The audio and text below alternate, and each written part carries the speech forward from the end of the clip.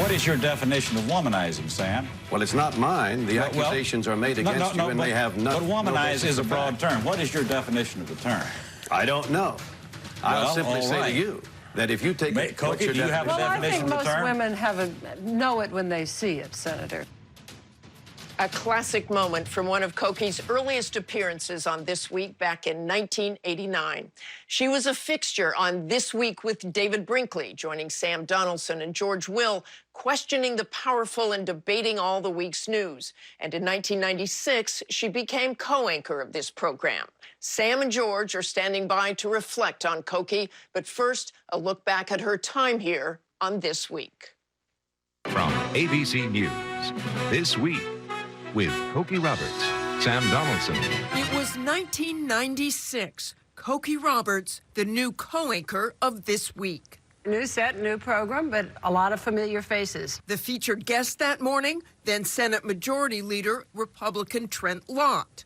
So are you all just going to sit back and wait and see what comes in your direction? Look, we haven't even been sworn in yet. Just one of hundreds of interviews on this program, challenging presidential candidates. On the tax pledge. Yeah. Would you take it again? Prominent public figures. Mr. Trump, the only people we've ever elected president who have not been elected to another office won wars. George Washington, Ulysses Grant, Dwight Eisenhower. Why would we take you seriously running for president? And first ladies. As the mother of a son, who I'm extremely fond of, it must be an odd notion to see your little boy running for president. Well, it is an odd notion, except I really, you're interviewing the wrong person. I think he's close to perfect. Through it all, bringing her signature wit to Sunday morning.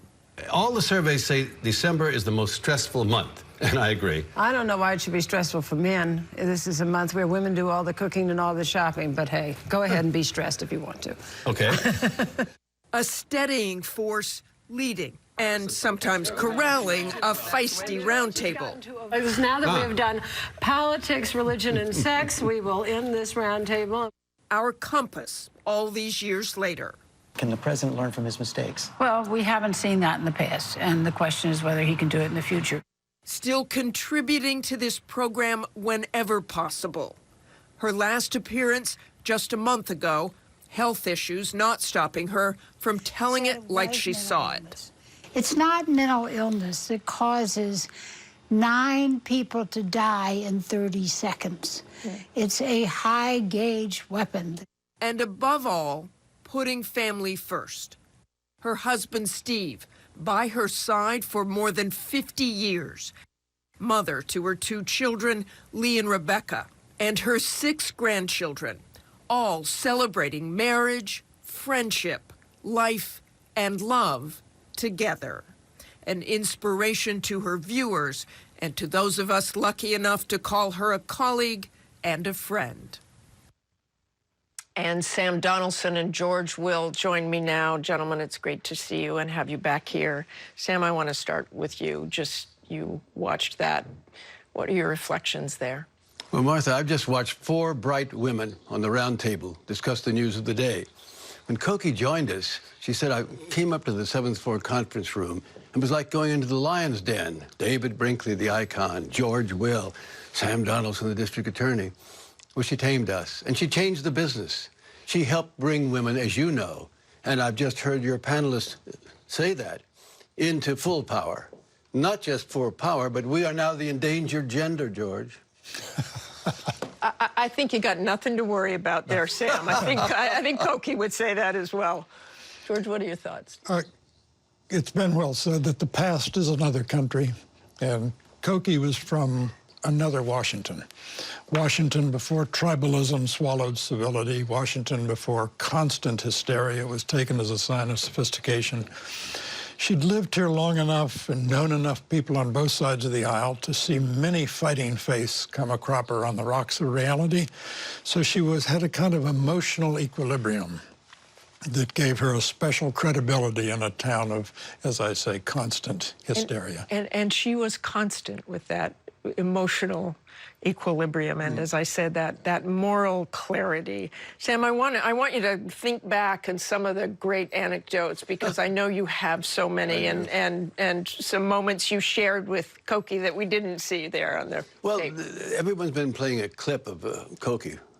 His great ability to puncture a pomposity, but with so gentleness. And that's a lovely word, puncture pomposity. So, 1989, John Tower from Texas, a senator, was nominated to be Secretary of Defense, but he had a lot of enemies on the Senate, and they were saying, well, he's drinking too much.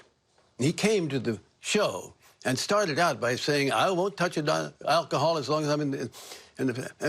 But there were other things that they said, and I said, well, Senator, they say you're a womanizer. No, Sam, what's a womanizer? Ooh. I started stumbling around because every woman I ever knew is watching the program, and I'm going to define what's a woman. Cokie Roberts spoke up very gently and said, Senator, I know one when I see one. And John Tower went like this. Just one of the moments where she used a stiletto, not a hammer, and did it. George. When the Clinton administration was having trouble finding an ambassador to the Vatican suitable for the Vatican and acceptable by the Vatican, they finally came to Lindy Boggs and said, would you do it? And she said, she was in retirement, she was in her 80s, she was happy, and she was reluctant to do it. Her daughter Cokie said, Mom, do it. Being ambassador to the Vatican is two things you love to do. Go to Mass and go to parties. Is it perfect, Cokie? Could I just say one more little anecdote? Please. Cokie was a very moral person. You said, well, yes. Yeah, but not all of Washington is that way. She had very high standards, and she applied those standards to both the Democratic and the Republican Party and their members. And there was a time during the Monica Lewinsky affair with President Clinton. The president had confessed to the grand jury that there had been 9 occasions in which there was a sex act. At least that's what most people thought. But now their problem was he had said earlier under oath to a federal judge that he had had no sexual relationships with Monica Lewinsky. Well, okay, how do we square this? And the campaign was, oral sex is not sex. And a very distinguished lawyer, a fine lawyer, came and tried to make the case on our program that that was not sex in the meaning of sexual intercourse, all that. And I stumbled around, and maybe you stumbled around if you recall it. It came to Cokie. She simply looked at this again, a very fine lawyer, the man doing his job, and said, do you think your wife would buy that? And right to the point. That poor man's face blanked. Dropped. George, we have about 15 seconds here. Just what do we take from Cokie going forward? It was possible before, and it shall come again. This kind of person who will typify Washington, not the Washington with a snarl on its face, but Washington with her incandescent smile.